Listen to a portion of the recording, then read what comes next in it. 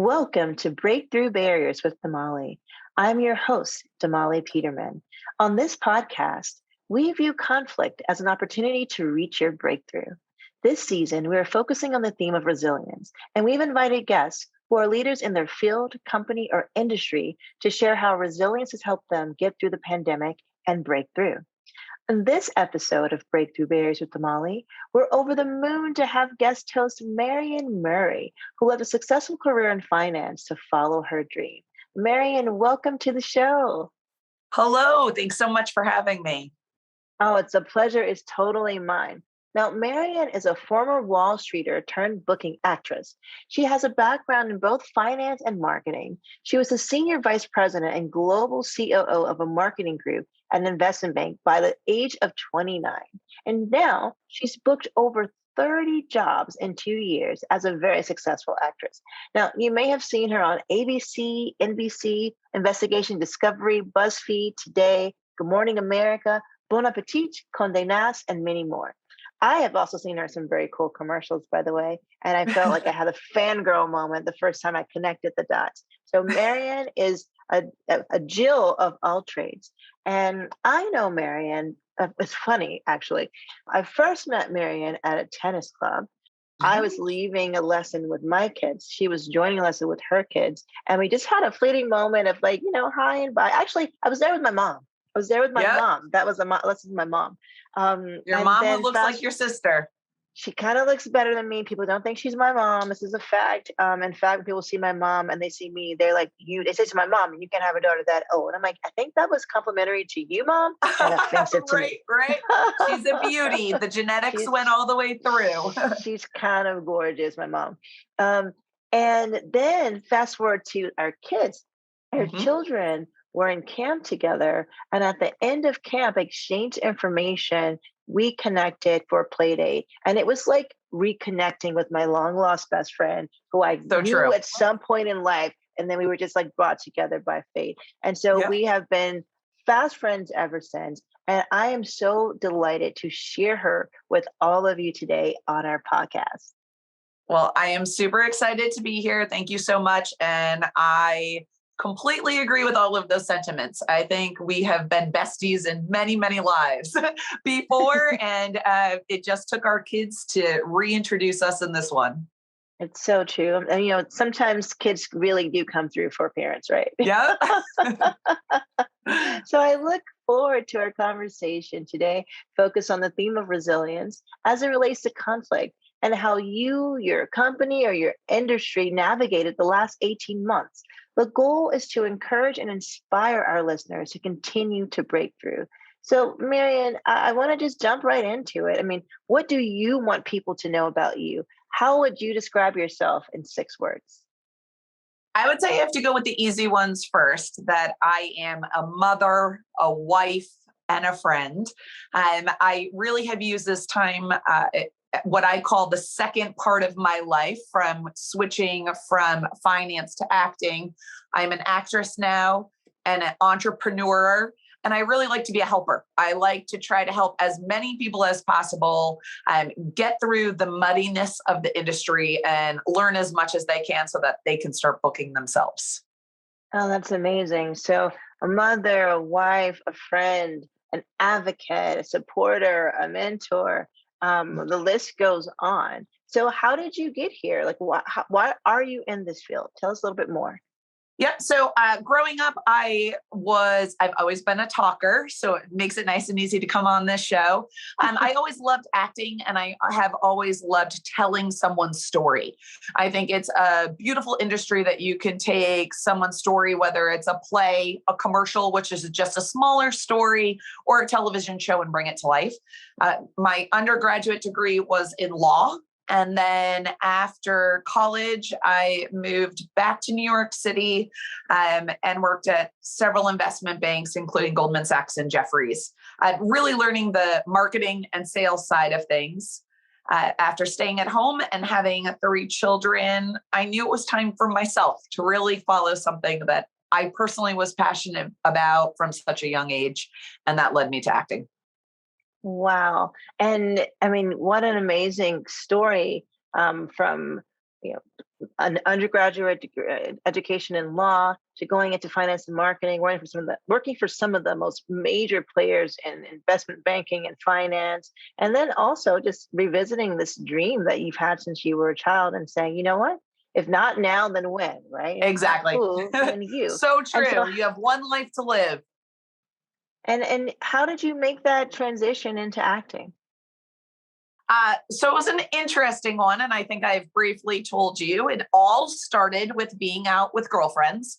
We were out to a dinner and we were really having, very similar to what you were saying, the conversation that if you died tomorrow, have you lived the life that you wanted to live?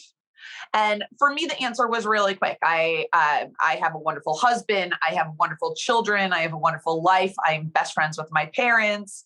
I live in the greatest city in the world. But the one thing I had never done for myself was follow my dream of acting and really being a personal storyteller. So my girlfriends basically said, why don't you go out and take an acting class? And as with many people, I had initial doubts and I said, no, I'm too old. You can't switch careers. And they said, we're talking about one life to live. And I said, you're right. So that very next day, I went out and signed up for my first acting class. Wow. And the rest is history. And the rest is history. Exactly. It's been a very, very busy 3 years. Wow. So 3 years ago, you signed up for your first acting class, more or less. And Yep. then you kind of dove into the industry. And then I guess almost 2 years ago, we were kind of introduced to a word that most of us had never heard before, coronavirus. And so Yes. how did you navigate your industry? What was your biggest challenge working in your industry throughout the pandemic? So I think with many people, many of the industries had immediately shut down, obviously for safety reasons. And the same was true for the entertainment industry. They wanted to make sure that all sets were safe and everything was shut down. So at first, it was difficult. Here I was on the upswing of doing a lot of bookings and commercials and television and everything. And the entrepreneur in me really wanted to try to figure out where the industry itself was going. What could I do personally as an actor that would be at home with all sets shut down? So right away, I realized one of the first things that was still going on was voiceover. Voiceover is something that you can record from home. And so immediately I really looked into getting set up with a professional voiceover booth and a microphone and set up. I told my agents that I was fully set up to do voiceover. And then I started booking work that way. So it was really trying to look for an area that there still could be growth when an industry was completely shut down. That's brilliant. So even though there's a lot of uncertainty happening, just sort of trying to figure out and anticipate what you could control, right? So what Yep. was within your control and where the industry was going and getting ahead of that. So I love that. I hope everyone's hearing, there are different ways that you can kind of figure out what your next move is, even in the midst of chaos and uncertainty. So it sounded like that worked out really well for you. Absolutely. So, and so with the industry sort of kind of taking a hiatus, if you will, as everyone sort of figured out what to do next, and you focus on your voiceover work, was there any other sort of opportunities that you saw to continue to advance in your profession during this time? Absolutely. So interestingly enough, that January, I have done a lot of commercial work and a lot of things for TV, but I knew it was really important to always have a good camera. So for me, one of the first things that I had done 2 months prior to the pandemic starting, I had gotten an iPhone with the great camera on the back. So I realized that there was not going to be a time once the pandemic really started to roll and you knew it was here for a while, television and the industry still had to go on in some kind of form. So for me, that was really realizing that I needed to get a professional setup at home because I would not be able to go to other studios to self-tape for auditions and everything like that. Professional background, a ring light before everyone had it, etc. So I actually started auditioning from home, very similar. And as a mom to 3 children, it made it actually easier for me. I wasn't hopping in a taxi and taking an hour to get to an audition for a 5-minute audition. I learned how to do all of that at home. And those auditions from home actually turned into bookings themselves, where I was self-taping commercials from home on my actual phone. Wow, that's amazing. That's Yep, amazing. Wow. And what I love about that too is that in a sense it gave you some time back, right? Because you didn't have to absolutely. worry about the commuting time, the travel time. Like you said, just maybe traveling for an hour just for a 5 minute audition. And it kind of empowered you, right? Because you're also now in control of what you're doing. You have all the equipment set up there for you to do actually not just the bookings, but recording actual footage from your home. So I would add, producer, director, to Well, so your you're list of absolutely right. credits. I think that for this industry, that was one of the things that really had to change. So again, it was on the voiceover front, researching as much as I could about voiceover to learn how to be a mixer and how to remove breaths and ums and ahs, filler words from any audition that I was turning in. It was recording very similar and learning how to edit on software myself. So a lot of that, I think during a pandemic, you could sit at home or you could use it to learn something new. So there were a lot of new skills that I've learned in the past 18 months that ultimately have helped me in my business. I'm so proud of you and extremely Well, thanks, impressed. friend. Absolutely. And, like that Elton John song, you are still standing, Marian.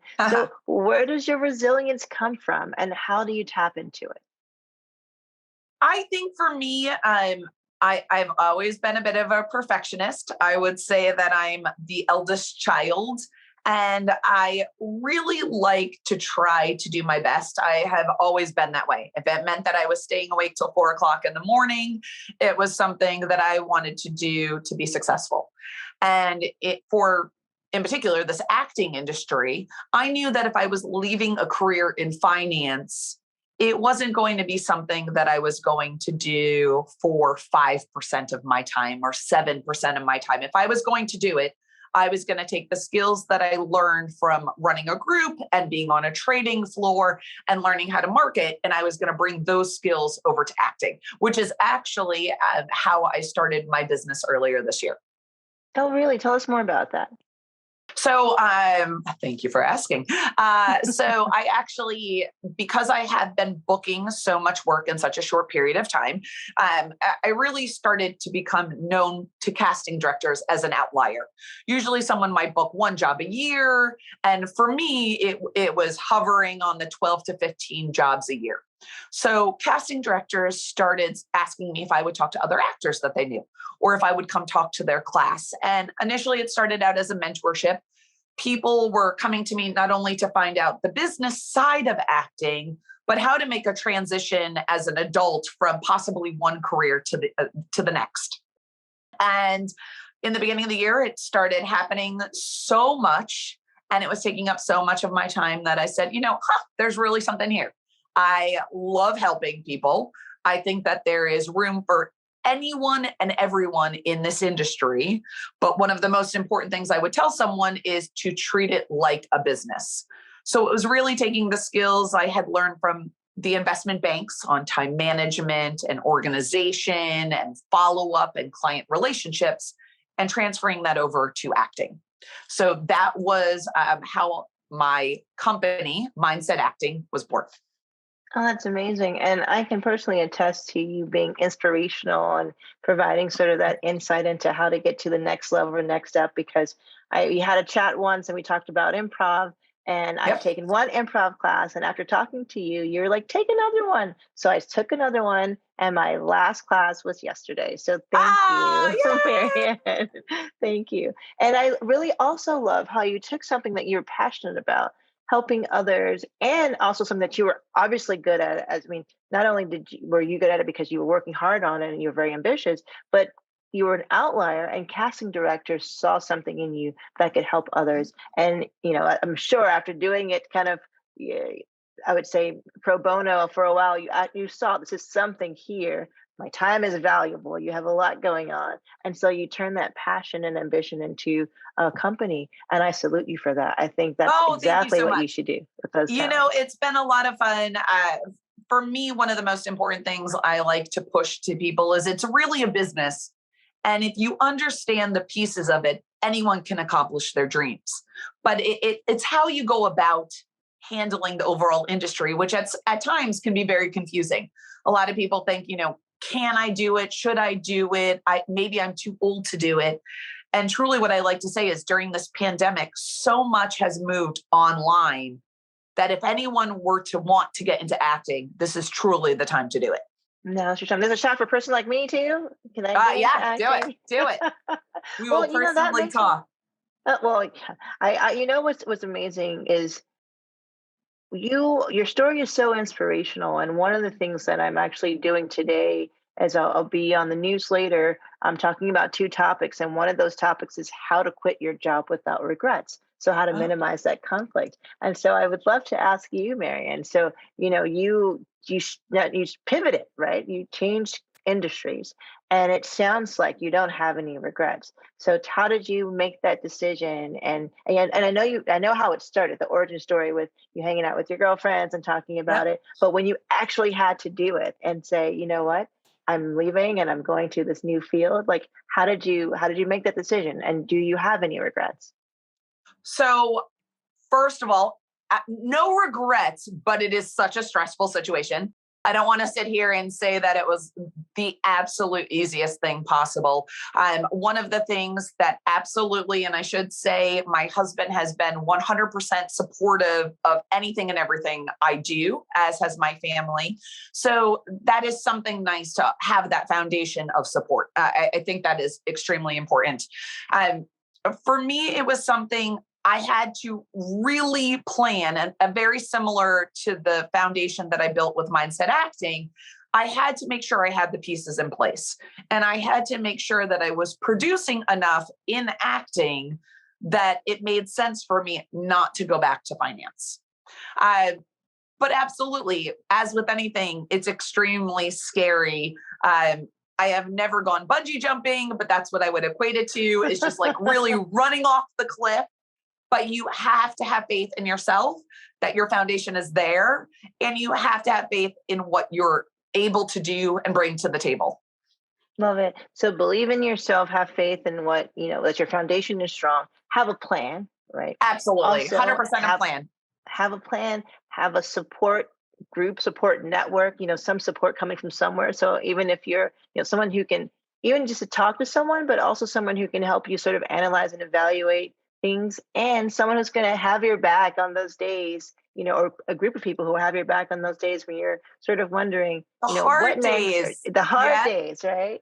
Some of those days are hard. And I think a lot of people that I've interacted with, they love acting. They are passionate about it. They are phenomenal actors. But acting is a business. So it's also really understanding all the different people that are a part of that business. How do they get paid? How can you help them get paid? And your added bonus is that you get to act, which for many actors is, it's playing pretend, no matter how old you are, and bringing a story to life. But you have to realize that it's ultimately a business. And how can you make everyone shine? It's not just about you. You want everyone to look good. The casting directors, the producers, the clients. You're bringing the marketing to life for a commercial or a TV show. So really making everyone look good by your final product. I love that community aspect of it, and thinking of it not as just from a singular perspective, but how do we make everyone look good based on everything you're putting into it, but also what the output would be, and how can everyone shine? I think that's great. And you said, sometimes they're hard days. I want to ask you, were there any mistakes that you made that you want to prevent others from making? Yeah. So, I think that there were a ton. And again, it's very similar, and not to pitch my company, but that's where it came from, is that I felt I was not going to give up on this industry, but it's an industry that it's not easily laid out. And from someone, you're an attorney. Also, I had a finance background. Those industries sometimes are, you put in the work and then you move to the next level, and then you're promoted, and then you're promoted. And it's a very linear, easy plan to follow. It's not true with acting. So acting, you could do it for 50 years and be exactly where you are, or tomorrow could be your big break. and you don't know. So it really brings in a business side of things. It brings in a little bit almost like a gambling entrepreneur side, but you need to be prepared at all times in case that big break comes tomorrow. I would say one of the biggest things and one of the mistakes that I first made, I went to a casting director workshop. So it was going and meeting a casting director, and you have to do a scene for them so that you can know, they can see how you act, what type of characters you see yourself with. Well, anyway, I didn't know what that was about. I thought it was actually just going to be the casting director talking about casting. So I had been doing and had been in this industry for all of 7-8 days. I went assuming that I was just going to hear her talk. And, next thing I know, they want me to do a scene. And I'm like, I barely knew what a scene was at this time. And small scenes are called sides. So I didn't even know what a side was. Marian, did you bring sides? No idea what we're talking about. And for me, I did a scene. I was terrible. She was lovely and gave as much feedback as she could, which nicely, I think, was like, go get yourself in an acting class. But ultimately, those are the things I wish I had a mentor for, and that I could have asked, hey, what are sides? When should I go to a casting director workshop? What are they all about? And those are things that no one taught me. There was nothing on the internet about it. And those are things that I try to help other people prevent now, is to come up with an easy plan on when you should be doing things and how the whole industry works. How do you get to know people in the industry, et cetera? I think that's so important. And mentorship is something that should go in both ways, right? Absolutely. And so I think like taking someone and explaining to them what's happening and the vocabulary that comes along with the profession. I mean, So that's much. one hurdle. If they would have asked me about size, I would have been like, well, I really like French fries. Right. I know. I agree with you. It was like, Oh my sides, goodness. what are those? No.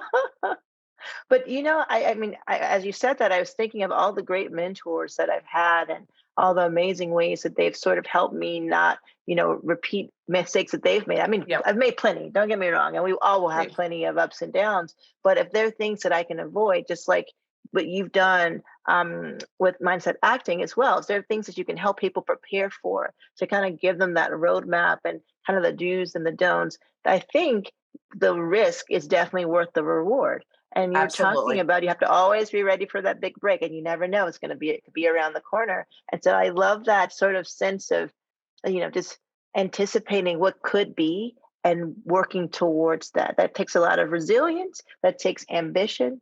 And I think it takes the dedication and devotion, and of course that wonderful, charming personality, smile, and excitement that you bring to every room that you're in. That's why we're friends. All of the above is true. And so one of my mentors is my mom.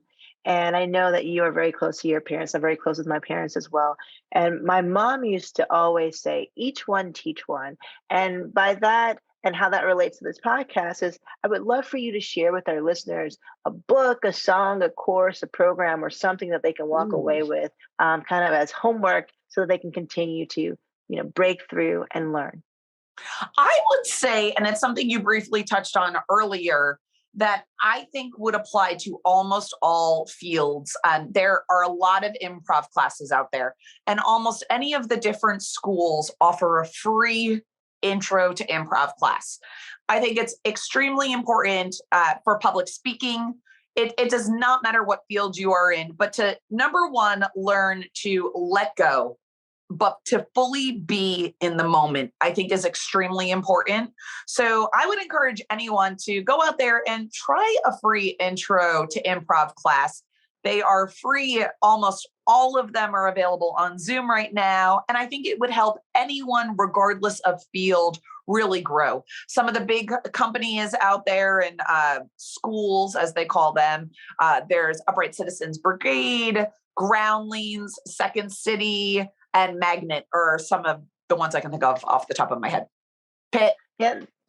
No, that is great advice. And I have to second, going into improv and taking those courses and how it is, you do learn portable skills across different professions. And I even convinced my mother, speaking of my mom, to take an intro to improv class. There you go. I think they're so much fun.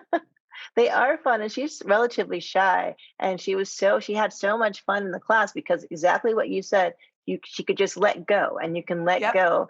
And what I love about improv, especially with respect to how it's applicable to almost every industry, is that you have to listen. You Active have to listening. actively So listen. important. Yeah.